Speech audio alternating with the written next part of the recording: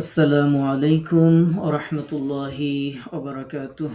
আল্লাহ তাআলার দরবারে শুকরিয়া আদায় করছি, শুকরগুজার হচ্ছি যে মহান মনিব একান্ত মেহেরবানি করে আপনাকে, আমাকে, আমাদেরকে আল্লাহ পাক রব্বুল আলামিন দুনিয়ার সকল কর্মব্যস্ততা, অসুস্থতা, ক্লান্তি, অবসাদ, দুর্ঘটনা, বিপদ আপদ সবকিছু থেকে যে আল্লাহ তাআলা একান্ত মেহেরবানি করে হেফাজত করেছেন, যে আল্লাহ পাক রব্বুল আলামিন সর্বশ্রেষ্ঠ আসমানী গ্রন্থ আল্লাহ পাক রব্বুল আলামিনের বাণী, তার এই পবিত্র কালামের সান্নিধ্যে আসার জন্য আপনাকে আমাকে কবুল করেছেন। এজন্য সেই মহান মনিবের দরবারে কালিমাতুশ শুকর আদায় করছি। আমরা পড়ছি আলহামদুলিল্লাহ।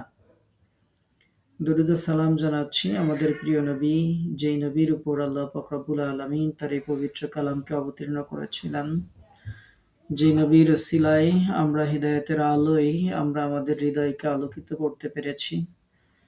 সেই নবীর প্রতি দুরূদ ও সালাম প্রেরণ করছি, যেই নবীর সুপারিশ এবং শাফায়াত লাভের মাধ্যমে জান্নাতের অধিবাসী হওয়ার স্বপ্ন দেখি। সেই নবীর প্রতি আমাদের অন্তরের অন্তঃস্থল থেকে দুরূদ ও সালাম জানাচ্ছি। আমরা পড়ছি সাল্লাল্লাহু আলাইহি ওয়াসাল্লাম। আল্লাহ পাক রব্বুল আলামিনের কাছে কায়মন বাক্যে আমরা প্রার্থনা করছি, মহান রব একান্ত মেহেরবানি করে আমাদের এই তাফসীর শোনাকে, আমাদের এই কোরআন শোনাকে আল্লাহ পাক রব্বুল আলামিন আমাদের দুনিয়ার জীবনে বরকত আর পরকালীন জীবনে আল্লাহ পাক রব্বুল আলামিন আমাদের জন্য মুক্তি ও নাজাতের ওসিলা হিসেবে কবুল করে নিন। আল্লাহ পাক রব্বুল আলামিনের কাছে সেই কামনায় আমরা আমাদের আজকের তাফসীরের ক্লাস শুরু করছি ইনশাআল্লাহ। আমরা আজকে তাফসীর শুনব পবিত্র কুরআনুল কারীমের ৭০ নম্বর সূরা, ৭০ নম্বর সূরা, সূরা আল মাআরিজ, এই সূরা থেকে ইনশাআল্লাহ। আল্লাহ পাক রব্বুল আলামিন এই সূরার মধ্যে বলছেন, শুরুর কয়েকটি আয়াত আমরা শুনবো, সেই আয়াতগুলোর অর্থটা একটু জানি যে আল্লাহ তাআলা কি বলছেন। আল্লাহ তাআলা বলছেন, সাআলা সাইলুন। সাআলা মানে প্রশ্ন করলো, জিজ্ঞাসা করলো, জানতে চাইলো। সাইলুন একজন প্রশ্নকারী, একজন প্রশ্নকারী জানতে চাইলো বিআযাব এমন আযাব সম্পর্কে, ওয়াকিআ যেটা অবশ্যম্ভাবী আপতিত হবে। একজন প্রশ্নকারী জিজ্ঞাসা করলো এমন আযাব সম্পর্কে যা আপতিত হবে। যে আয়াতটি আমরা শুনলাম, এই আয়াতের আরো বিভিন্ন অর্থ বিভিন্ন অনুবাদ গ্রন্থে উল্লেখ করা হয়েছে। যেমন তাফসীর ফি জিলালিল কোরআনে এটার অনুবাদ লেখা হয়েছে, একজন প্রশ্নকারী ব্যক্তি আল্লাহ তাআলার প্রতিশ্রুত অমোঘ ও অবধারিত আযাব দ্রুত পেতে চাইল। খুব দ্রুতই সে আল্লাহর এই আযাব পেতে চাইল, যে এই আযাবটা দ্রুতই আসুক। আয়াতটির বিভিন্ন জায়গায় বিভিন্ন অর্থ লেখা হয়েছে। যেমন তাফসীরে ইবনে কাসিরে লেখা হয়েছে, এক ব্যক্তি চাইল সংগঠিত হোক শাস্তি যা অবধারিত। কোথাও লেখা হয়েছে, একজন প্রার্থনাকারী এমন আযাবের দোয়া করলো যা আপতিত হবে। তো আমরা শাব্দিক অর্থে যেটা অনুবাদ করব সেটি হচ্ছে যে একজন প্রশ্নকারী প্রশ্ন করলো এমন আযাব সম্পর্কে যা আপতিত হবে। লিল কাফিরিনা, লিল কাফিরিন কাফিরদের জন্য, তো এখানে কাফিরদের উপরে। লাইসা লাহু দাফিউ যার কোনো প্রতিরোধকারী নেই। লাইসা নেই, লাহু তার জন্য, দাফিউ কোনো প্রতিরোধকারী, প্রোটেক্টর নাই কাফিরদের উপর, যে আযাব পতিত হবে যার কোনো প্রতিরোধকারী নেই। মিনাল্লাহি যিল মাআরিজ, মিনাল্লাহি আল্লাহর পক্ষ থেকে, যিল মাআরিজ যিল মাআরিজ যিনি মাআরিজের মালিক। মাআরিজ মানে উর্দু আরোহণের যে সোপান, সিঁড়ি, উর্দু আরোহণের সোপান যেগুলো, সেগুলোর মালিক। তো যেমন আমরা মেয়ারাজ বলি, মেয়ারাজের সাথে তো আপনারা সবাই পরিচিত, সেটা আর কি উর্দু আরোহণের সিঁড়ি। তাহলে উর্দু আরোহণের সিঁড়িগুলোর অধিকারী বা মালিক আল্লাহর পক্ষ থেকে। তা'রুজুল মালাইকা, তা'রুজ মালাইকা ফেরেশতারা চড়ে, ওয়ার রূহ এবং রূহ চড়ে। রুহ মানে জিব্রাইল আলাইহিস সালাম, এছাড়াও আরো বিভিন্ন ব্যাখ্যা আছে। তো আমরা আপাতত জিব্রাইল আলাইহিস সালাম ধরছি। ফেরেশতারা চড়ে মানে সেই সিঁড়িতে, আর রূহ এবং জিব্রাইল চড়েন। ইলাইহি তাকে ফি ইয়াউমিন।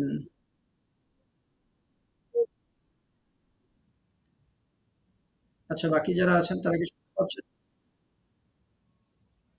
বাকি যারা আছেন তারা কি শুনতে পাচ্ছেন আমাকে?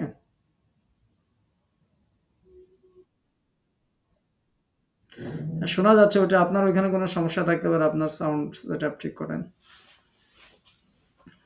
আচ্ছা, তাহলে আমরা যেটা বলছিলাম যে তা'রুজুল মালাইকা, যে ফেরেশতারা চড়ে, ওয়ার রূহ এবং জিব্রাইল আলাইহিস সালাতু ওয়াস সালামও চড়েন। ইলাইহি তাকে, ফি ইয়াউমিন এমন একদিনের মধ্যে, কানা মিকদারুহু যার পরিমাপ হয় খামসিনা আলফা সানাত 50,000 বছরের সমান। খামসিন 50, আলফুন হাজার, সানাত বছর।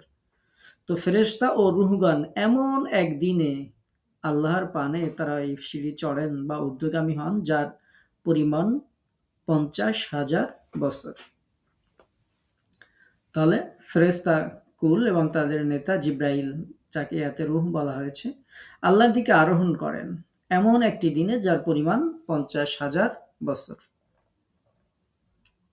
ফাসবির সাবরান জামিলা, ফাসবির তুমি ধৈর্য ধারণ করো। ফা অতএব, সুতরাং, তাই, ইসবির ধৈর্য ধারণ করো। সাবরান জামিলা উত্তম ধৈর্য। অতএব তুমি উত্তম রূপে ধৈর্য ধারণ করো।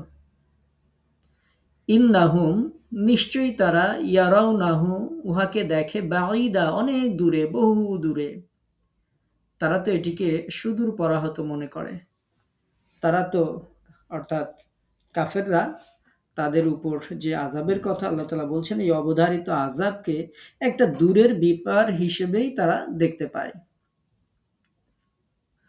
ওয়া নারাহু করিবা, কিন্তু আমি দেখি, অথচ আমি দেখতে পাচ্ছি যে সেটি একেবারেই আসন্ন। ওয়া নারাহু করিবা, আর আমি দেখছি যে সেটা একেবারেই আসন্ন। এই ৭ আয়াত পর্যন্ত একটা বিষয় আলোচনা করা হয়েছে। এরপরে এই সূরাতে অন্যান্য বিষয়ে আলোচনা করা হয়েছে, কিয়ামতের চিত্র অঙ্কন করা হয়েছে। তো সেটার আলোচনা শুরু করলে আমাদের সময় দেরি হয়ে যাবে। তো এজন্য আমরা আপাতত আজকে একটু কমই শুনবো, এই ৭ আয়াতের তাফসীর শুনবো ইনশাআল্লাহ। যেই সূরাটা আমরা শুনছি পবিত্র কুরআনুল কারীমের ৭০ নম্বর সূরা। সূরার নাম হচ্ছে সূরা আল মাআরিজ। সূরাটি মাক্কী সূরার মধ্যে অন্যতম একটি সূরা। এই সূরাতে ৪৪টি আয়াত আছে, ২টি রুকু আছে। আমরা সূরাটির যে কয়টা আয়াত শুনবো সেগুলোর অনুবাদটা আপনারা শুনলেন। সূরাতে যে মাআরিজ দেখতে পাচ্ছেন, এই যে ৩ নম্বর আয়াতে, এই মাআরিজ থেকে এই সূরাটার নামকরণ সূরা আল মাআরিজ রাখা হয়েছে। এই সূরার আলোচনা, যদিও আমরা দেখতে পাচ্ছি ৪৪টা আয়াত, কিন্তু আলোচনাটা বেশ বড়। বিভিন্ন বিষয় আল্লাহ পাক রব্বুল আলামিন এই সূরাতে উল্লেখ করেছেন। আল্লাহ জাল্লা শাআনুহু এই সূরাতে বিভিন্ন বিষয় রব্বুল আলামিন উল্লেখ করেছেন। যেমনভাবে এটি হচ্ছে মাক্কী সূরার মধ্যে অন্তর্ভুক্ত, আপনারা তো শুনলেন। অর্থাৎ আল্লাহর রাসূল সাল্লাল্লাহু আলাইহি ওয়াসাল্লামের হিজরতের পূর্বে আল্লাহ তাআলা জাল্লা শাআনুহু এই সূরা অবতীর্ণ করেছিলেন। এজন্য এটাকে মাক্কী সূরা বলা হয়। এই সূরা আইয়ামে জাহিলিয়াতে যেই সূরাগুলো অবতীর্ণ হয়েছিল সেই সমাজে, সেই সময় আমরা যদি দেখি, তাহলে আল্লাহ পাক রব্বুল আলামিন সেই জাহিলিয়াতের গভীর অন্ধকার থেকে ধীরে ধীরে মুক্ত করার উদ্দেশ্যে এই সূরাগুলো আল্লাহ পাক রব্বুল আলামিন অবতীর্ণ করেছিলেন। যে সূরাগুলোর কিছু বৈশিষ্ট্য আছে সেগুলো আমরা উল্লেখ করছি না। আমরা যেটা আপনাদেরকে শোনাবো সেটি হচ্ছে, সেই সময়ের মানুষেরাও পরকালকে অস্বীকার করত। আধুনিক কালের যে জাহেলিয়াত আছে, সেই কালের জাহেলিয়াতেও তারা পরকালকে অস্বীকার করত। আধুনিক কালের যে জাহেলিয়াত আছে, আধুনিক জাহিলিয়াতরাও, তারা যারা জাহিল লোক, তারাও পরকালকে অস্বীকার করে, যার মধ্যে বাহ্যিক কিছু পার্থক্য আছে, দেখতে কিছু পার্থক্য মনে হয়, কিন্তু আসলে মৌলিকভাবে এর মধ্যে কোনো পার্থক্য নেই। সুতরাং এই সূরাটি সেই কালের কাফিরদের যেমন জবাব দিয়েছিল, ঠিক এই কালে যারা আল্লাহর দ্বীনকে অস্বীকার করেন, এই কালেও যারা কাফের, এই সূরাটি তাদেরকেও সেই একই রকমভাবে মোকাবেলা করে, একই রকমভাবে জবাব দেয়। আপনারা জানেন, কোরআন হচ্ছে প্রিয় নবী সাল্লাল্লাহু আলাইহি ওয়াসাল্লামের জীবন্ত মুজিজা। দুনিয়ার সব কালে, সব যুগে, সব দেশে, সব সময় এই কুরআনুল কারীম যেই সমস্যাগুলো তার সামনে আসে, এটি তাদেরকে মোকাবেলা করে। এই সূরা যেমন জাহিলিয়াতের কাফিরদের মোকাবেলা করেছিল, আধুনিক জাহিলিয়াত মোকাবেলায় এই সূরাটি সমভাবে, একই রকমভাবে এটি ক্রিয়াশীল। আমরা স্বাভাবিকভাবে বলতে পারি, অতীত থেকে বর্তমান কাল পর্যন্ত যত প্রকার সংকট, সমস্যা, কঠিন অবস্থা মধ্য দিয়ে দিন গেছে, সমাজ জীবনের রন্ধ্রে রন্ধ্রে যত কুসংস্কার ছিল, যার কারণে মানুষেরা সত্য দিন থেকে দূরে সরে গেছে, তো এই সত্য দিন তার প্রত্যেকটি কালে, প্রত্যেকটি সময়েই এই সত্য দিনের যারা ধারক এবং বাহক থাকেন, তাদেরকে এই জিনিসগুলো মোকাবেলা করতে হয়েছে। যারা ইসলামের পক্ষে কাজ করেন, ইসলামের দাওয়াত যারা পেশ করেন, তাদেরকে এই জটিল পরিস্থিতির সম্মুখীন তাদেরকে হতে হয়েছে প্রত্যেকটি সময়, প্রত্যেকটি পদে।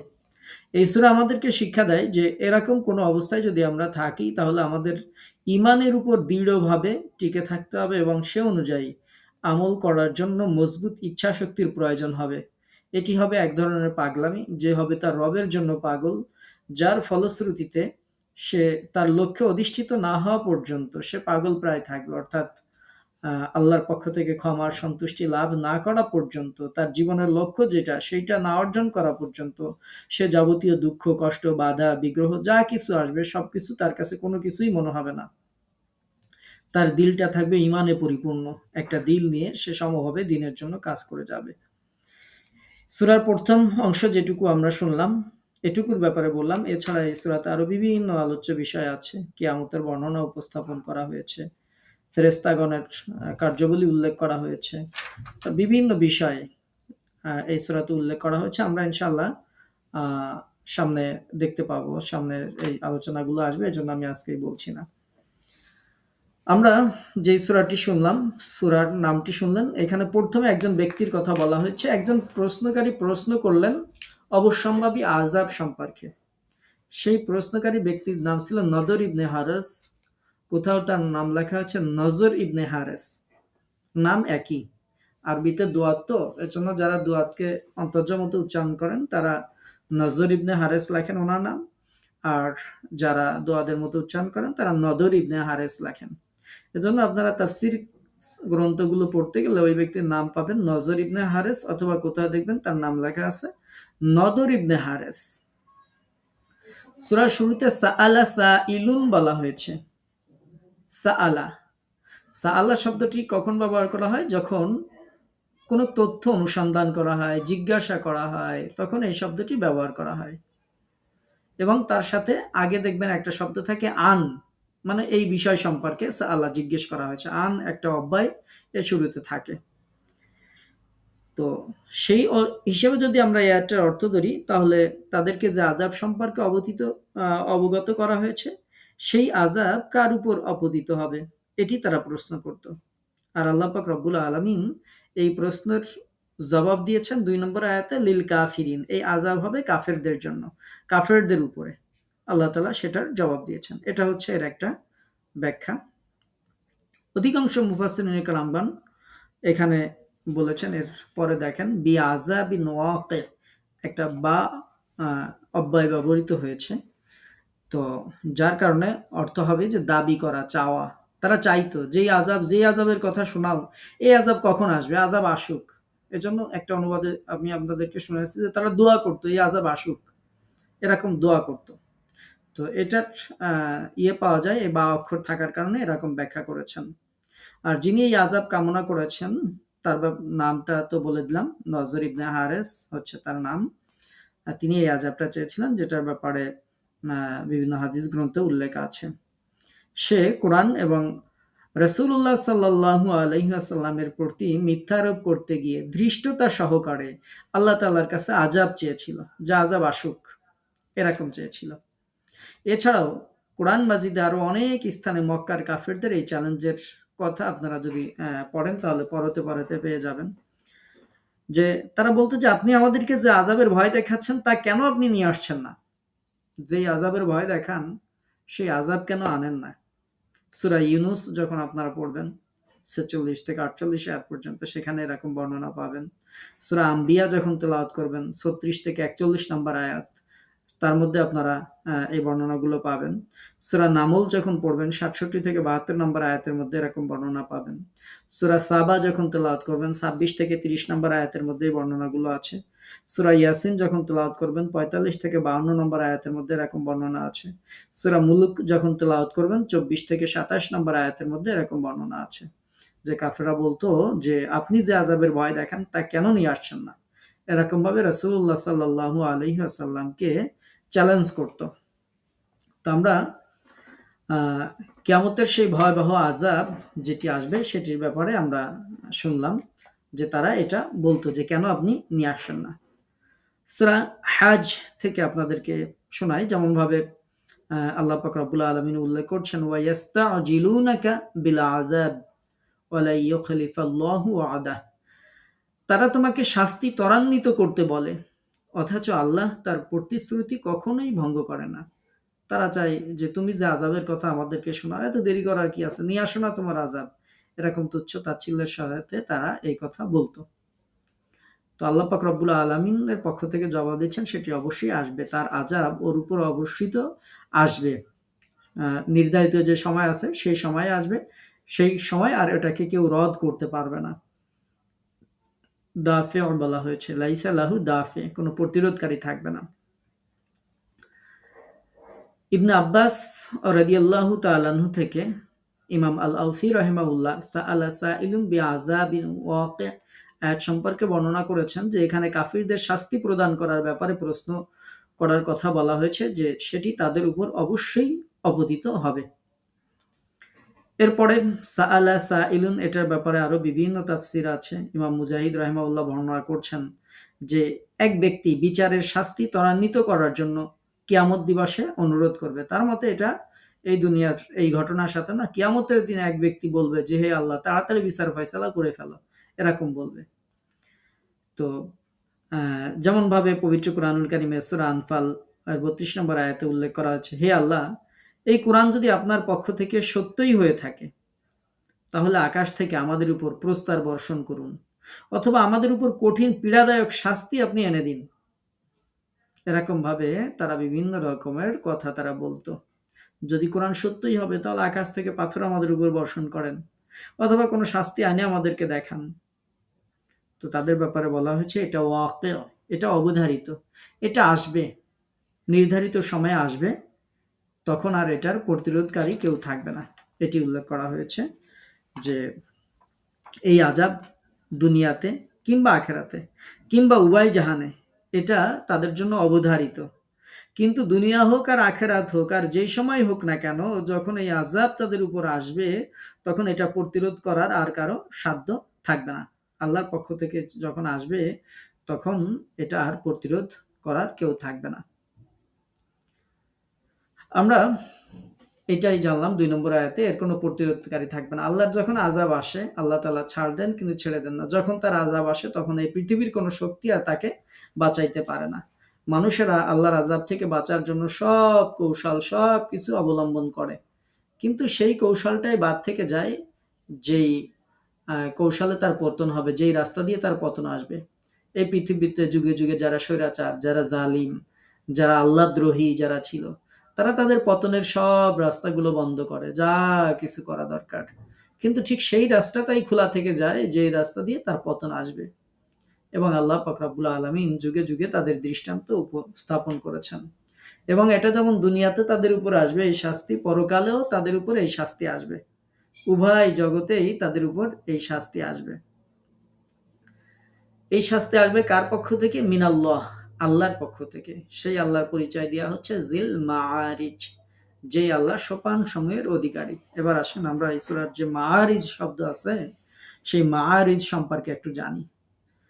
এই মাআরিজ হলো শ্রেণী বিশিষ্ট, উচ্চ মর্যাদা বা সম্মান বিশিষ্ট, এরকমের অর্থ আছে। ইমাম মুজাহিদ রাহিমাহুল্লাহ বলছেন জিল মাআরিজ, এই জিল মাআরিজ হলো আকাশের সোপান সমূহ। ইমাম কাতাদা রাহিমাহুল্লাহ বলছেন এর অর্থ হলো উদাহরণ করা, অর্থাৎ এই আযাব ওই রবের পক্ষ থেকে অবধারিত যিনি এইসব গুণ বিশিষ্ট এবং যার দিকে ফেরেশতারা, মালাইকা, রূহ, জিবরাইল আলাইহিস সালাতু ওয়াস সালাম ঊর্ধ্বমুখী হয়, যেমনটি এখানে বলা হয়েছে তাআরুজুল মালাইকা ওয়ার রূহ, ফেরেশতারা এবং রূহ। এই রূহ শব্দ সম্পর্কে আপনাদের মনে হয় সূরা নাবার সময় শুনিয়েছিলাম। স্বাভাবিকভাবে রূহ মানে রুহুল আমিন, জিবরাইল আলাইহিস সালাতু ওয়াস সালাম, এটা হচ্ছে প্রসিদ্ধ তাফসীর, সব জায়গায় আপনারা এটা পাবেন। কিন্তু এটির ব্যাপারে একটা ব্যতিক্রম বর্ণনা আছে। সেটি হচ্ছে, যেমন এই সূরার তাফসীরে উল্লেখ করা হয়েছে, ইমাম ইবনে কাসির রাহিমাহুল্লাহ উল্লেখ করছেন যে এই রূহ এটা মানুষ নয়, কিন্তু মানুষের সাথে সাদৃশ্যপূর্ণ।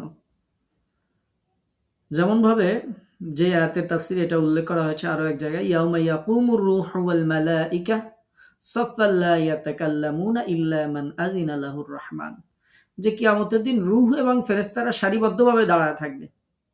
সেটা যেমন তাফসীর করা হয়েছে জিবরাইল আলাইহিস সালাম দাঁড়িয়ে থাকবেন, তার পিছনে ফেরেশতারা দাঁড়িয়ে থাকবে।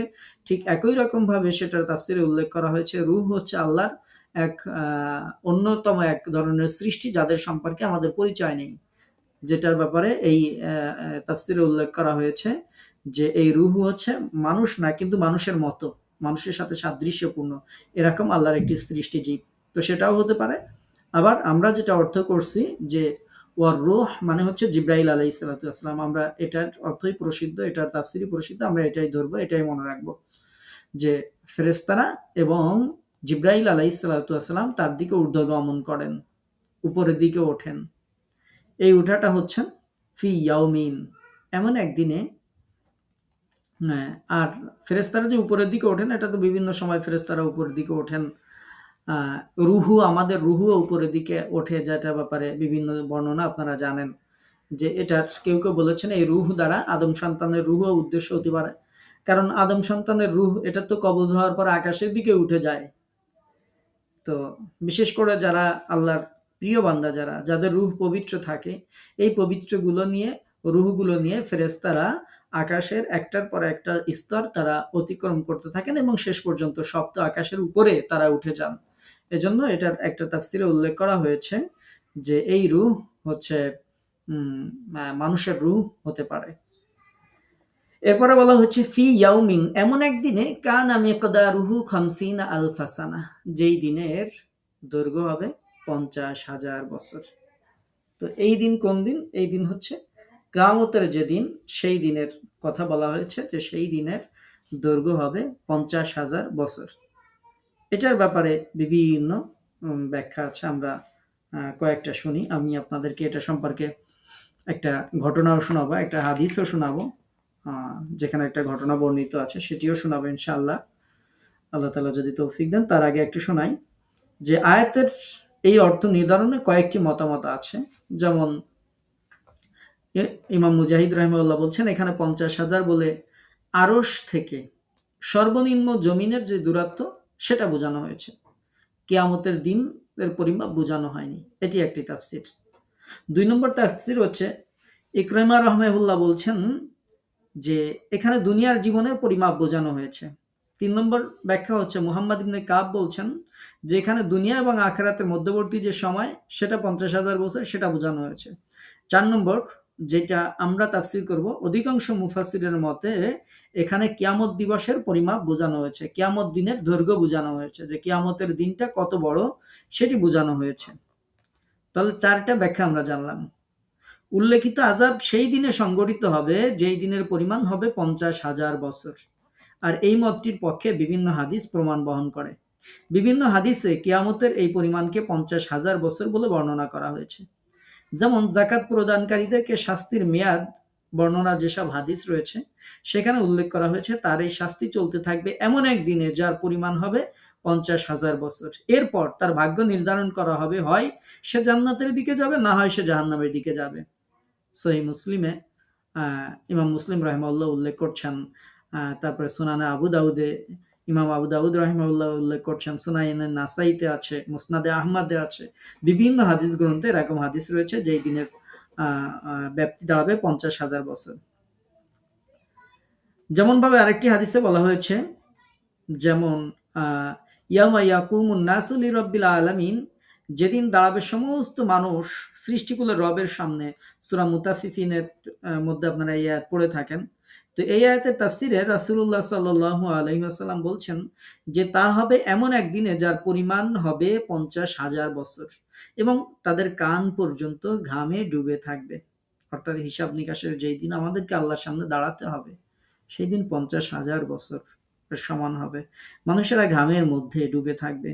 এই হাদিসে যদিও বলা হয়েছে কান পর্যন্ত ঘামে ডুবে থাকবে, অন্যান্য হাদিসে বলা হয়েছে আমলের পরিমাপ অনুযায়ী কারো হাঁটু, কারো কোমর, কারো বুক, এরকম এক একজনের আমল অনুযায়ী সে ঘামের মধ্যে ডুবে থাকবে। কেউ তো 7 রাতেই থাকবে। এখানে কিয়ামত দিবসের পরিমাপই বর্ণনা করা হয়েছে। তবে আমাদের জন্য একটা আশার বাণী হচ্ছে, তাফসিরে উল্লেখ করা হয়েছে যে মানুষের ভেদে এই বোধ হবে ভিন্ন। কাফেরদের নিকট 50,000 বছর বলেই মনে হবে, কিন্তু ইমানদারদের জন্য এই দিনটা এত দীর্ঘ হবে না। আল্লাহ তাআলা তাদের মধ্যে আমাদেরকে শামিল করুন। হাদিসে এসেছে সাহাবা একরাম রাসূলুল্লাহ সাল্লাল্লাহু আলাইহি ওয়াসাল্লামকে এই দিনের দৈর্ঘ্য সম্পর্কে জিজ্ঞেস করলে তিনি বলেন, আমার প্রাণ যেই সত্তার হাতে সেই সত্তার শপথ করে বলছি, এই দিনটি মুমিনের জন্য একটি ফরজ সালাত আদায়ের সময়ের চেয়েও কম হবে।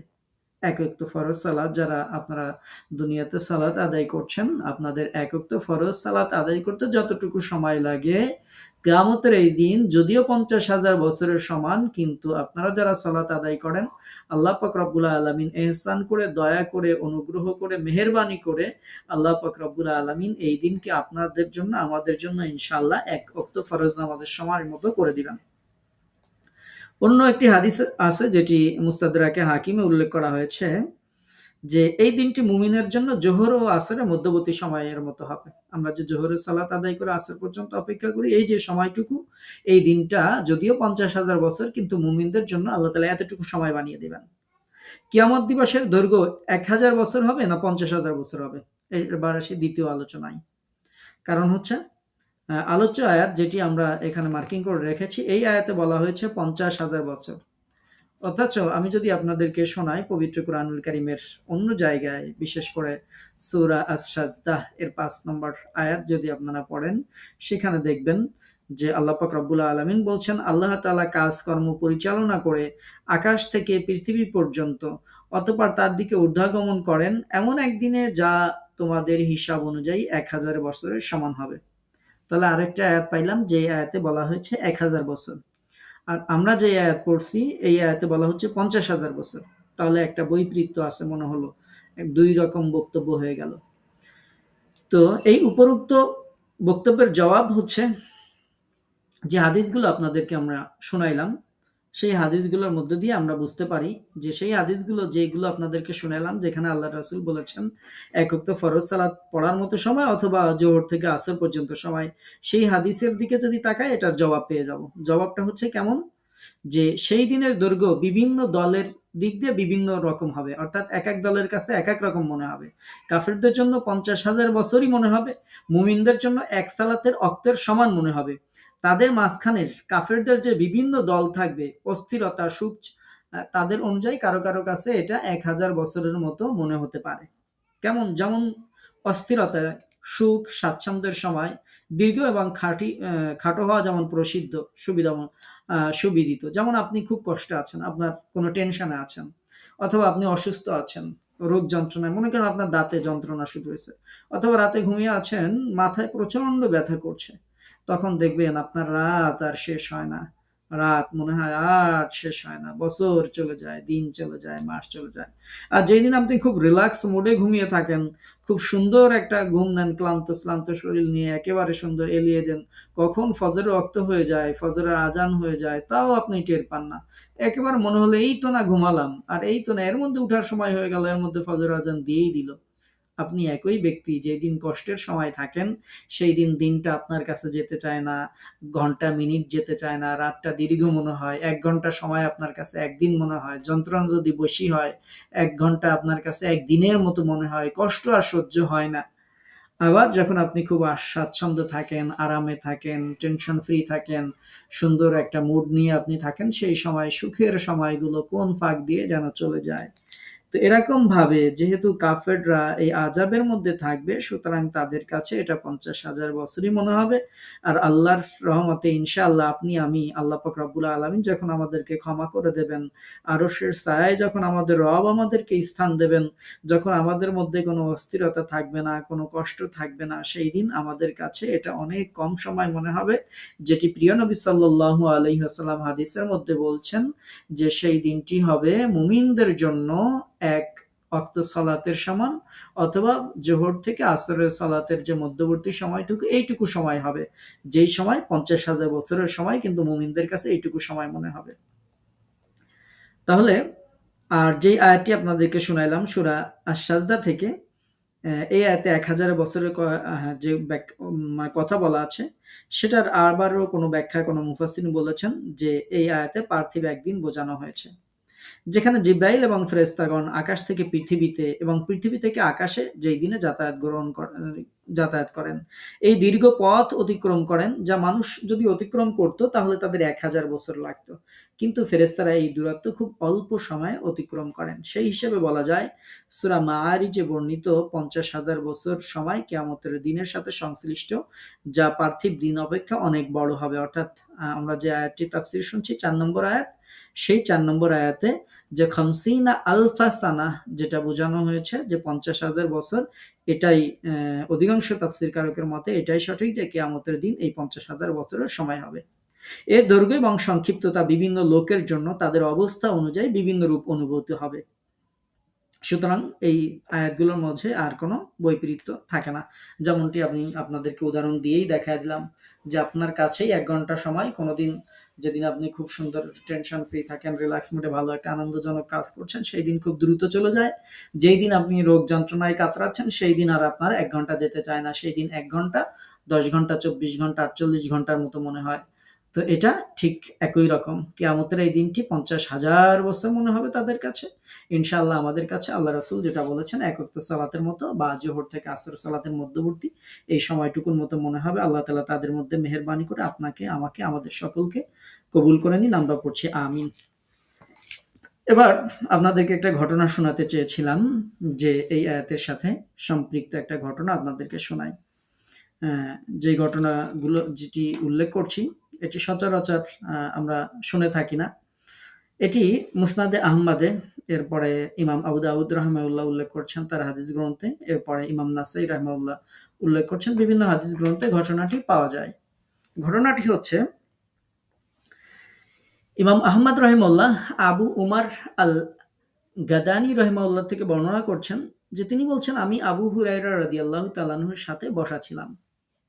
তখন বনি আমির ইবনে সা গোত্রের এক লোক তাকে অতিক্রম করে যাচ্ছিল। আবু হুরায়রা রাদিয়াল্লাহু তাআলা আনহুকে অতিক্রম করে যাচ্ছিলেন।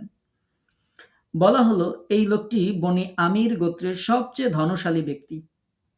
আবু হুরায়রা রাদিয়াল্লাহু তাআলা আনহু বললেন যে তাকে আমার কাছে ডেকে নিয়ে আসুন। সুতরাং ওই লোকটিকে তার কাছে নিয়ে আসা হলো। আবু হুরায়রা রাদিয়াল্লাহু তাআলা আনহু তাকে বললেন, আমি জানতে পেরেছি আপনি একজন ধনাঢ্য ব্যক্তি। তখন বনি আমির গোত্রের যেই লোকটাকে ডাকা হয়েছিল, সেই লোকটা তখন বলা শুরু করলো যে হ্যাঁ, আল্লাহর শপথ, আমার ১০০ লাল বর্ণের উট আছে, ১০০ বাদামি বর্ণের উট আছে। এভাবে সে বিভিন্ন রঙের উটের বর্ণনা দিতে থাকলো। বিভিন্ন গোত্রের দাস দাসী আছে এবং ঘোড়ার জন্য ব্যবহৃত বিভিন্ন লোহার বেড়ির বর্ণনা সে দিচ্ছিল। আবু হুরায়রা রাদিয়াল্লাহু তাআলা আনহু তাকে বললেন, আপনার ঘোড়া ও অন্যান্য পশুর পদাঘাত থেকে সাবধান থাকুন, মানে পায়ের আঘাত থেকে সাবধান থাকুন। তিনি বারবারই এই কথা বলছিলেন। অবশেষে আমির গোত্রের এই লোকটার চেহারা বিবর্ণ হয়ে গেল এবং সে জিজ্ঞেস করলো, হে আবু হুরাইরা, এর অর্থ কি? আবু হুরায়রা রাদিয়াল্লাহু তাআলা আনহু তখন বললেন, আমি রাসূলুল্লাহ সাল্লাল্লাহু আলাইহি ওয়াসাল্লামকে বলতে শুনেছি, যাদের উট আছে অথচ তার হক আদায় করে না, তাদের জন্য নাজদা এবং রিসবিহা। তো আবু হুরায়রা রাদিয়াল্লাহু তাআলা আনহু বলছেন, আমরা আল্লাহ রাসূলকে জিজ্ঞেস করলাম, ইয়া রাসূলুল্লাহ, এই নাজদা এবং রিসবিহা কি? নবী সাল্লাল্লাহু আলাইহি ওয়াসাল্লাম বললেন, উহা হলো কঠিন এবং সহজতর অবস্থা।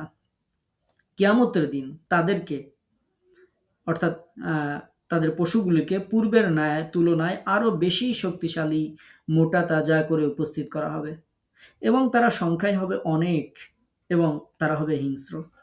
অতঃপর তাদেরকে তাদের মালিক সহ একটি বিস্তীর্ণ খোলা মাঠে উপস্থিত করা হবে এবং তারা তাদের মালিককে পদদলিত করতে থাকবে।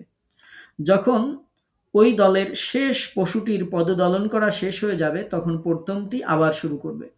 এভাবে প্রতিদিন আযাব চলতে থাকবে, যেই দিনের পরিমাণ হবে পৃথিবীর 50,000 বছরের সমান। সবার বিচার ফয়সালা না হওয়া পর্যন্ত এই আযাব চলতেই থাকবে। অতঃপর সে, অর্থাৎ যে এই পশুগুলো জাকাত দেয়নি, আমরা যার ব্যাপারে শাস্তির কথা বলছি, সে তার অপরাধ হচ্ছে সে দুনিয়াতে এই পশুগুলো জাকাত দেয়নি। তো অতঃপর সে জাকাত অনাদায়কারী জানতে পারবে যে সে জান্নাতি নাকি জাহান্নামী।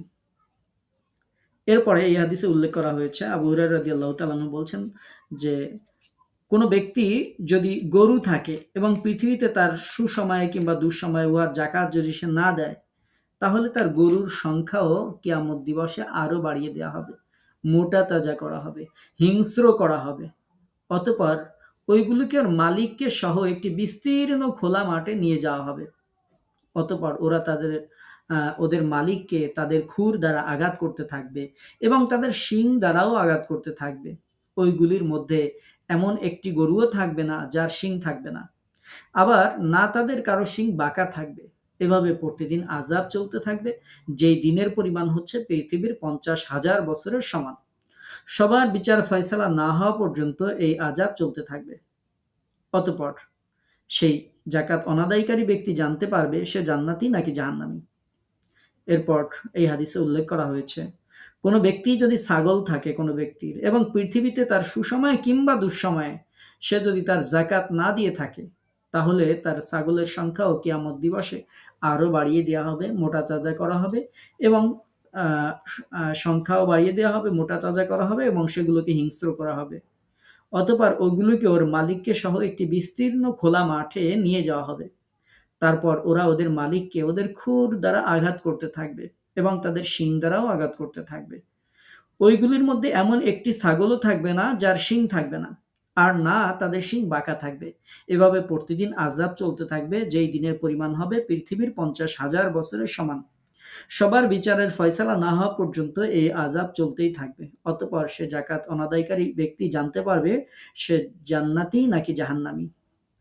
তো আবু হুরায়রা রাদিয়াল্লাহু তাআলা আনহু যখন আমের গোত্রের লোকটিকে এই কথাগুলো যখন শোনালেন, তখন লোকটি বলল, হে আবু হুরায়রা, তাহলে বলুন ওই উটগুলির জন্য আমাকে কি করতে হবে?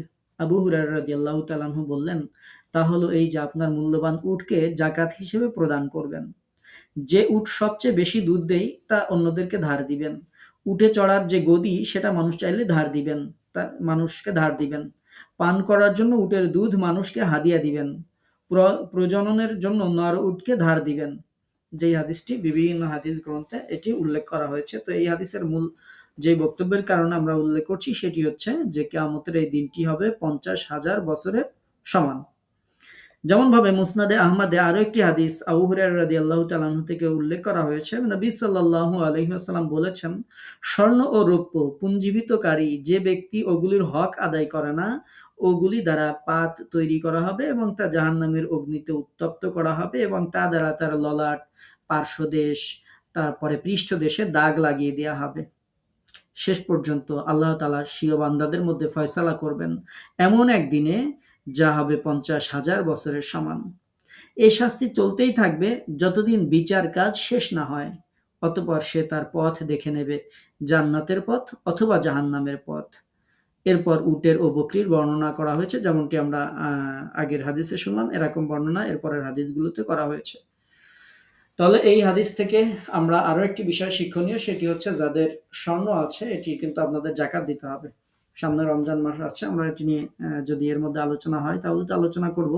না হলে মনে রাখতে হবে যে স্বর্ণ আপনার কাছে যেমনই থাক, সেটা অলংকার থাক আর সেটা জমা থাক আর যেমনই থাক, স্বর্ণের যদি থাকে সেটা জাকাত দিতে হবে। যদি আপনার কোনো নগদ টাকা না থাকে, শুধু স্বর্ণ থাকে, তাহলে 7 ভরি হওয়া লাগবে। আর যদি আপনার এর সাথে সামান্য কিছু নগদ ক্যাশ টাকাও যদি থাকে বা অন্য কোনো সম্পদ যদি থাকে, তাহলে আপনাকে সেটাতে টাকাতে কনভার্ট করতে হবে। টাকাতে কনভার্ট করলে মনে করেন 60,000 টাকার মতো। আমি এবছর এখনো হিসাব করি নাই বর্তমান দ্রব্যের বাজার মূল্য কত। তো স্বাভাবিকভাবে 60-65 হাজার টাকার মতো যদি আপনার মূল্যের সম্পদ থাকে, তাহলে আপনি আপনার উপরে জাকাত ফরজ। এমন না যে আপনার পরিবারের স্বামী যেটা দিয়ে দিলে হয়ে যাবে, তা না। আপনি যেটার মালিক আছেন সেটার জাকাত আপনাকেই দিতে হবে। এটা মনে রাখতে হবে। আল্লাহ রাসূলের সামনে আল্লাহ রাসূল খুতবা দিচ্ছিলেন কোনো এক ঈদে। আল্লাহ রাসূল তখন দেখলেন যে মেয়েদের হাতের চুড়িগুলোর ব্যাপারে তিনি বললেন যে, "এগুলো যদি জাকাত না দাও, এগুলো তোমাদের জাহান্নামের শাস্তির কারণ হবে।" তখন অনেক মায়েরা, বোনেরা যারা সেখানে ছিলেন তারা এগুলো খুলে জাকাতে দিয়ে দিয়েছিলেন। তো আমরা এটা ভাঙার দরকার নেই, বাট আপনি অন্য নগদ অর্থ থেকে এটার জন্য আপনাকে জাকাত পে করতে হবে। জাকাত অবশ্যই দিতে হবে। যেটি এই হাদিসে উল্লেখ করা হয়েছে। এবং সূরা তাওবার যখন আমরা তাফসীর করব, তখন সেখানে শুনতে পাবেন যে আল্লাহ পাক রব্বুল আলামিন কি ভয়াবহ বিধান আল্লাহ তাআলা নাজিল করেছেন যারা যাকাত দিবে না তাদের জন্য। তো এজন্য অবশ্যই পুরুষ ব্যক্তির উপর যেমন জাকাত ফরজ, একই রকমভাবে মহিলাদের কাছে যে স্বর্ণ থাকে বা অর্নামেন্টস থাকে অথবা নগদ অর্থ যদি থাকে, সেটা যেভাবেই থাক না কেন, তাহলে অবশ্যই তাকে জাকাত দিতে হবে। আলাদাভাবে অবশ্যই জাকাত দিতে হবে। এটা নিয়ে আমরা যদি সম্ভব হয় রমজানে সুযোগ হলে আলোচনা করবো ইনশাআল্লাহ। তো আজকের এই হাদিসগুলো যেহেতু আসলো সামনে, এজন্য বলে দিলাম যাতে আপনারা প্রিপারেশন নিতে পারেন। তো তাহলে আমরা এই হাদিস থেকে জানলাম যে সেই দিন হবে 50,000 বছর। আল্লাহ যাদেরকে ইহসান করবেন তাদের জন্য এই সময়টা হবে অত্যন্ত কম। এরপর আসেন আমাদের জন্য একটা খুবই গুরুত্বপূর্ণ একটা বিধান। আল্লাহ তাআলা বলছেন তার প্রিয় নবীকে, "ফাসবির, হে নবী তুমি ধৈর্য ধারণ করো, সাবরান জামিলা, উত্তম ধৈর্য।" আপনি যদি দিনের উপর থাকতে যান, ধৈর্য আপনাকে ধরতেই হবে। মানুষেরা কটু কথা বলবে, তারপরে বিভিন্ন ধরনের অপবাদ দিবে। আমাদের প্রিয় নবীকে যেমনটি দেয়া হয়েছিল। তো আমরা আগে তাফসীরটা শুনি এই আয়াতে, তারপর আমাদের সাথে আমরা আরো কিছু কথা বলবো ইনশাআল্লাহ। যে, হে নবী তোমার সম্প্রদায় যে তোমাকে অবিশ্বাস করছে এবং আযাব তাদের উপর আপতিত হওয়াকে অসম্ভব মনে করে, এর জন্য তারা তাড়াহুড়া করে। হে নবী তুমি ধৈর্যহারা হইও না, বরং ধৈর্য ধারণ করো। আল্লাহ পাক রব্বুল আলামিন এটা বলছেন যে তারা যখন নদর ইবনে হারেস যখন আল্লাহ রাসূলকে বলল যে, "তুমি আমাদেরকে এত আযাবের ভয় দেখাও, এত আযাবের কথা শোনাও, এত ভয় দেখানোর কি আছে? তোমার সে আযাব নিয়ে আসো না।" হে নবী যারা তোমার কাছে এরকম কথা বলে, আল্লাহ রাসূলের এই দিনকে যারা অস্বীকার করে, অবিশ্বাস করে, আল্লাহ তাআলা তার প্রিয় নবীকে বলছেন, "তুমি ধৈর্য ধারণ করো।"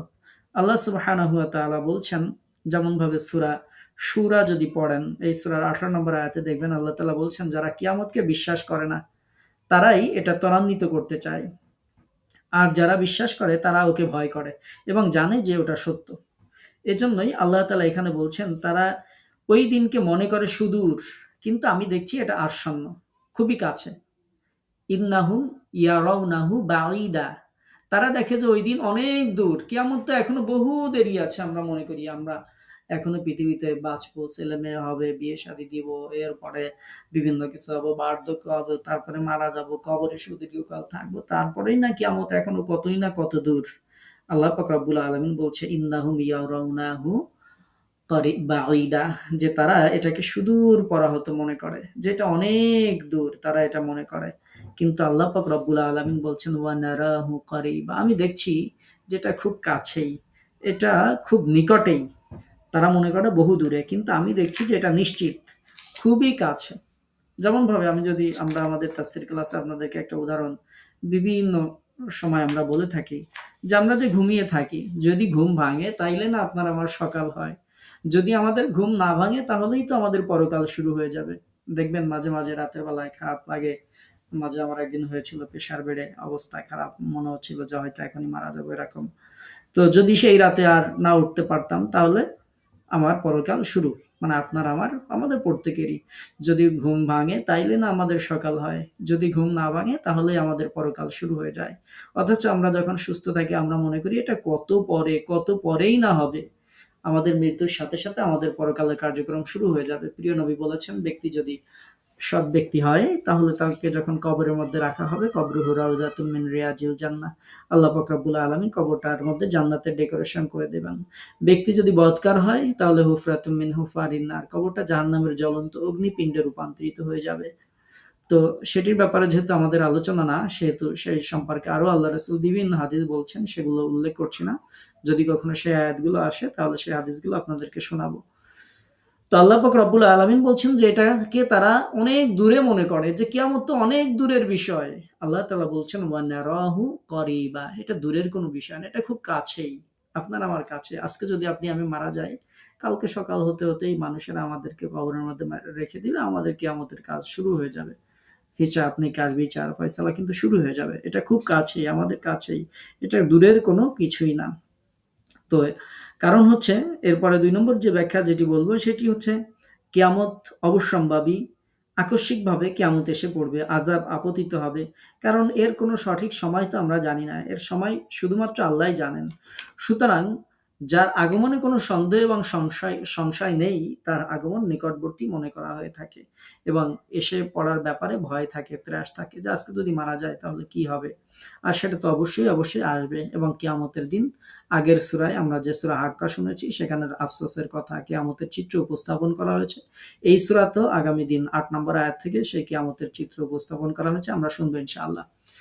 আমি যেটি বলতে চাচ্ছিলাম সেটি হচ্ছে ফাসবির, ধৈর্য ধারণ করো, সাবরান জামিলা, একেবারেই সাবরে জামিল ইখতিয়ার করো, উত্তম ধৈর্য ধরো, ধৈর্য ধারণ করুন, পরম ধৈর্য। এটি পবিত্র কুরআনুল কারীমের অন্যতম একটি মোটিভেশন, যে সেটি হচ্ছে ধৈর্য ধারণ করা। ধৈর্যের বিকল্প কোনো বড় কোনো শক্তি নেই। ধৈর্যশীলদের সাথে, যেমন আল্লাহ তাআলা বলেছেন ইন্নাল্লাহা মাআস সাবিরিন, আল্লাহ তাআলা ধৈর্যশীলদের সাথে থাকেন। জীবনের সবকিছু আপনার পছন্দ হবে, আপনার সিদ্ধান্ত অনুযায়ী হবে, এটি এমন কখনোই হবে না। সূরা আল বাকারায় ২১৬ নম্বর আয়াত যদি পড়েন, দেখবেন আল্লাহ পাক রব্বুল আলামিন বলছেন যে তোমরা নিজেদের জন্য যা ভালো মনে করো সেটি তোমার জন্য ভালো নাও হতে পারে, আর তুমি যেটা তোমার জন্য খারাপ মনে করছো সেটিই তোমার জন্য ভালো হতে পারে। বস্তুতপক্ষে তুমি কিছুই জানো না, আল্লাহ তাআলাই সবকিছু জানেন। আমরা আমাদের জীবন নিয়ে হতাশ হয়ে যাই। এই আয়াতের তাফসীরের জন্য এই সবরের ব্যাপারেই বলছি, যে আমরা আমাদের জীবন নিয়ে অনেক সময় হতাশ হয়ে যাই। হ্যাঁ, আমার একটা চাকরি হচ্ছে না, সাপোজ অনেকবার ইন্টারভিউ দিচ্ছি, চাকরি হচ্ছে না, আমি অনেক হতাশ। অথচ আল্লাহ পাক রব্বুল আলামিন এর থেকে সুন্দর জিনিস আমার জন্য রেখেছেন। তো ফলশ্রুতিতে দেখা যাচ্ছে যে সেটা যখন হয় তখন আমরা বুঝতে পারি আল্লাহর সিদ্ধান্ত কত সুন্দর ছিল। অথচ যে সময় আমার হয়নি সে সময় আমি কত মনে কষ্ট পেয়েছি। তো আল্লাহ পাক রব্বুল আলামিন আদেশ দিচ্ছেন ফাসবির, ধৈর্য ধারণ করবে, সাবরান জামিলা, উত্তম ধৈর্য ধারণ করবে। ধৈর্য যদি আমাদের মধ্যে না থাকে, আল্লাহ তাআলা তার নবীদেরকেও ছাড় দেননি ধৈর্য না ধরার কারণে। আপনারা জানেন ইউনূস আলাইহিস সালাতু ওয়াস সালামের কোনো অপরাধ ছিল না। আল্লাহর কাছে শুধু একটা বিষয় একটু অপছন্দনীয় হয়েছিল। ইউনূস আলাইহিস সালাম দাওয়াত দিচ্ছেন। লোকেরা কথাই শুনছে না, কোনোভাবেই শুনছে না। ইউনূস আলাইহিস সালাম ভাবলেন এই জনপদের কাছে দাওয়াত দিয়ে আর কি করব? নতুন কোনো জায়গায় যাই, নতুন কোনো মানুষের কাছে দাওয়াত দিই, এরা তো ঈমানই আনছে না। কিন্তু এই তাড়াহুড়া করা আল্লাহ পাক রব্বুল আলামিন পছন্দ করেননি। আল্লাহ পাক রব্বুল আলামিন শুধু এই কারণেই ইউনূস আলাইহিস সালাতু ওয়াস সালামকে কঠিন বিপর্যয়ের মধ্যে, কঠিন পরীক্ষার মধ্যে আল্লাহ পাক রব্বুল আলামিন ফেলেছিলেন। দুনিয়ায় আপনি আমি, আমাদের এরকম অবস্থা আসবে, কখনো ভালো, কখনো খারাপ, কখনো মন্দ, কখনো সুখ, কখনো দুঃখ। আমাদেরকে মনে রাখতে হবে, যেহেতু আমরা মুমিন, যেহেতু আমরা মুসলিম, যেহেতু আমরা মুত্তাকি, সেহেতু আমাদের যেটা করতে হবে ফাসবির সাবরান জামিলা, দুনিয়ার সকল সিদ্ধান্তে সেটা আমার বিপক্ষে যাক অথবা যেমনই হোক না কেন, আমাদেরকে ধৈর্য ধারণ করতে হবে। এই ধৈর্য ধারণ, এই আয়াতে যেমন আল্লাহ রাসূলকে বলা হয়েছে, দিনের কাজের সাথে যদি আপনি থাকেন, দিনের সাথে যদি থাকেন, আপনার উপর এগুলো আসবে, জুলুম, নির্যাতন, নিষ্পেষণ, টিটকারি, তারপরে মানুষের বিভিন্ন কথা, সবকিছুর মোকাবেলা করে আপনাকে ধৈর্য ধারণ করে এটার উপর ইস্তেকামাত থাকতে হবে। ঠিক অন্যান্য ক্ষেত্রেও আল্লাহর বিধানের উপর যদি আমরা থাকতে চাই, তাহলে আমাদেরকে ধৈর্য ধারণ করতে হয়। আমরা আগে মনে হয় কোনো একটা তাফসিরে বলেছিলাম যে ধৈর্য হচ্ছে যে আমার অন্তরকে, আমাকে নিজেকে বাধ্য করা, যে আল্লাহ যা করতে বলেছেন সে আনুগত্যে বাধ্য করা। এটা একটা বড় ধৈর্য। আরেকটা হচ্ছে আল্লাহ যা করতে নিষেধ করেছেন সেটা থেকে বিরত থাকা, এটা একটা ধৈর্য। আরেকটা হচ্ছে যখন বিপদ-আপদ আসে সে সময় ধৈর্য ধারণ করা, সেটা আরেকটা ধৈর্য। ধৈর্যের ফল সবসময় মিষ্টি হয়ে থাকে। তো এজন্য আমরা অবশ্যই যে আদেশ আল্লাহ পাক রব্বুল আলামিন আমাদের নবীকে করেছেন, আমাদেরকে করেছেন, সেটির উপর আমাদেরকে ইস্তেকামাত থাকতে হবে। সদা সর্বদা সর্ব অবস্থায় ধৈর্যের গুণ আমাদেরকে অর্জন করতে হবে। মানুষেরা হতাশ হয়ে যায়, মানুষেরা আত্মহত্যা করে শুধু এই ধৈর্য না থাকার কারণে। আমরা এমন এক রবের ইবাদত করি যে রব আমাদেরকে বলেন, ওয়া ইজা সাআলাকা ইবাদি আন্নি ফাইন্নী করিব।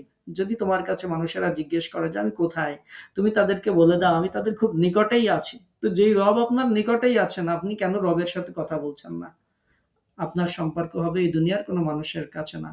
আমাদের যত দুঃখ, দুর্দশা, বিপদ, আপদ, চাহিদা যা কিছু আছে সবকিছু আমরা তাহাজ্জুদের সালাতের জায়নামাজে চোখের পানি ছেড়ে দিয়ে আল্লাহকে যদি বলতে পারি, অবশ্যই আল্লাহ পাক রব্বুল আলামিন সব দিবেন। এবং যত কষ্টই আমাদের থাক না কেন, আল্লাহ পাক রব্বুল আলামিন সমস্ত কষ্টকেই আমাদের থেকে দূর করে দিবেন। ফাসবির সাবরান জামিলা। শর্ত হচ্ছে ধৈর্য ধারণ করতে হবে। এটি শুধু আমাদেরকে বলা হয়নি, আমাদের নবীকেও বলা হয়েছে। দেখেন যে হে নবী, তারা তোমার কাছে এসে তাড়াহুড়া করে যে তুমি যে আযাবের ভয় দেখাও সেটা একটু তাড়াতাড়ি নিয়ে আসো। হে নবী, তুমি তাড়াহুড়া করবে না। ফাসবির, তুমি ধৈর্য ধারণ করো। তারা তোমাকে যাই বলুক, সাবরান জামিলা, তোমার ধৈর্য হবে উত্তম ধৈর্য হবে, অতুলনীয় ধৈর্য হবে। এই ধৈর্য আমাদেরকে থাকতে হবে যারা দিনের পথে থাকি, দিনের জন্য যারা থাকি। আপনাকে অবশ্যই অবশ্যই ধৈর্য থাকতে হবে। আপনাদের ধৈর্য আসে বলেই এই দীর্ঘক্ষণ বসে কোরআনের জন্য এই তাফসীর শুনছেন, যেখানে কোনো টাকা পয়সা পাওয়া যাবে না, যেখানে দুনিয়াবি কোনো লাভ পাওয়া যাবে না, দুনিয়াবি কোনো স্বার্থ পাওয়া যাবে না। শুধু ধৈর্য ধরে কষ্ট করে সবকিছু ভালো লাগবে না, যেটা আমাদের বিপক্ষে যাবে, যে অপরাধটা আমার মধ্যে আছে সেটা শুনলে আমার খারাপ লাগবে, এরপরেও ধৈর্য ধারণ করে আমাদেরকে এটা শুনতে হবে। প্রত্যেকটা কাজেই, সালাত আদায় করতে গেলে ধৈর্য লাগবে, কোরআন পড়তে গেলে ধৈর্য লাগবে, প্রত্যেকটা কাজেই আমাদের এই ধৈর্যের দরকার হবে। সুতরাং আল্লাহর কাছে আমরা প্রার্থনা করবো, আল্লাহ তাআলা যেন আমাদেরকে সাবরান জামিল ইখতিয়ার করার তৌফিক দান করেন আমাদের জীবনের প্রত্যেকটি ক্ষেত্রে। এবং আল্লাহ পাক রব্বুল আলামিন বিশেষ করে যে কিয়ামতের দিনের ভয়াবহতার কথা আমরা শুনলাম বিভিন্ন হাদিসে, যেই দিনের পরিমাণ হবে আল্লাহ বলছেন 50,000 বছর। কিন্তু আমাদের নবী সাল্লাল্লাহু আলাইহি ওয়াসাল্লাম আমাদেরকে সুসংবাদ দিয়েছেন, যদি মুত্তাকি হও, যদি মুমিন হও, আল্লাহর পছন্দ নিয়ে যদি হও, মুমিনদের মধ্যে যদি অন্তর্ভুক্ত হতে পারো, তাহলে আল্লাহ পাক রব্বুল আলামিন এই ডিউরেশন কমিয়ে দিবেন। আল্লাহ তাআলা তোমার জন্য এটা এক ওয়াক্ত ফরজ নামাজের সময়ের মতো ছোট্ট সংক্ষেপ করে দিবেন, অথবা জোহর থেকে আসরের সালাতের মধ্যবর্তী এই সামান্য সময়ে আল্লাহ পাক রব্বুল আলামিন এটাকে তোমাকে কনভার্ট করে দিবেন। সুতরাং আমরা আল্লাহর কাছে সেই প্রার্থনাই করব, মহান রব সেই কিয়ামতের সেই ভয়াবহ দিনকে যাদের জন্য আল্লাহ তাআলা এভাবে সংক্ষেপ করে দিবেন, আল্লাহ তাআলা যেন একান্ত মেহেরবানি করে আমাদেরকে তাদের মধ্যে শামিল করেন। কবরের যে সুদীর্ঘ সময় বারজাকের এই সময়গুলোকে আল্লাহ তাআলা যাদের ঘুমের মধ্যে রেখে সংক্ষিপ্ত করে দিবেন, আল্লাহ পাক রব্বুল আলামিন যেন তাদের মধ্যে আমাদেরকে শামিল রাখেন। এবং সর্বোপরি আল্লাহ পাক রব্বুল আলামিন যাদেরকে তার প্রিয় নবীর সাথে জান্নাতে যাওয়ার তৌফিক দিবেন। আল্লাহর কাছে আমরা কায়মন বাক্যে প্রার্থনা করি আমাদের এই একাডেমির সাথে সম্পৃক্ত আমাদের সকল ভাইরা আপুরা, আমরা যেন সকলেই আমাদের পরিবার সহ সেই জান্নাতে আল্লাহ রাসূলের সাথে থাকতে পারি, একত্রিত হতে পারি। যেই দুনিয়াতে আমরা কেউ কাউকে দেখি নাই, চিনি না, তেমন একটা জানাশোনা নেই, শুধু কোরআনের মহব্বতে আমরা একত্রিত হই। আল্লাহ যেন আমাদের এই কোরআনের ওসিলায় জান্নাতের মধ্যে আমাদের সকলকে আমাদের পরিবার সহ একত্রিত হওয়ার তৌফিক দান করেন। এই কামনায় আমাদের আজকের তাফসীরের ক্লাস শেষ করছি। ওমা আলাইনা ইল্লাল বালাগ। যদি কারো কোনো প্রশ্ন থাকে এইটুকুর ব্যাপারে, আজকে যে 7 আয়াতের তাফসীর শুনলাম, তাহলে বলতে পারেন। কারো কোনো প্রশ্ন আছে?